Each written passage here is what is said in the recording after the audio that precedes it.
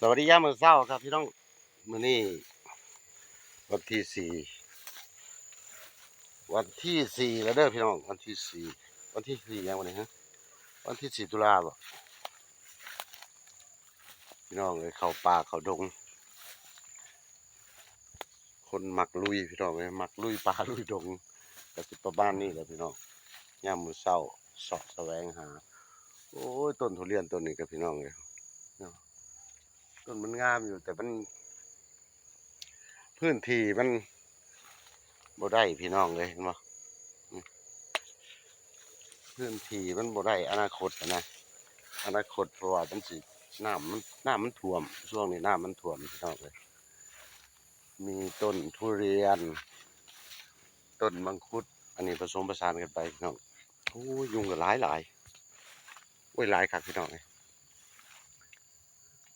มีต้นมังคุดนี่โอ้ยหลายคักยุงฮะพี่น้องเลยลองเบิ่งต้นมังคุดเอาไปทำเสาบ้านงามเลยพี่น้องงามเลยต้นมังคุดเอาไปทำเสาบ้านเสาหน้าบ้านหรือเสาโซงามอันนี้ผสมผสานพี่น้องเลยนี่สวนผสมผสานมีมักมี่ขนุนเห็นไหมนี่ก็มังคุดโอ้บวบถ้าดึงอันนี้มันลงมา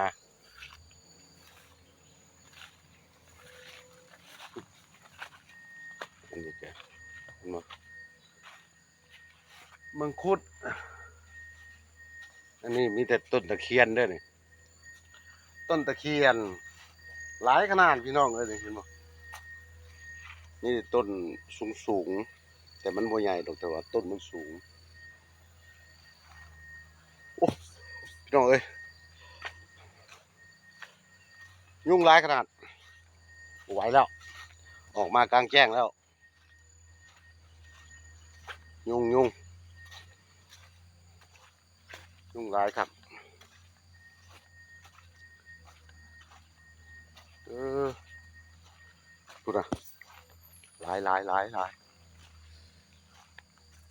ภาพมันก็จะสั่นไม่ไหวนะพี่น้องเอ้ยสวนมังคุดอยู่ข้างหลังก็สิประมาณนี้ครับพี่น้องโอเคครับขอบคุณครับ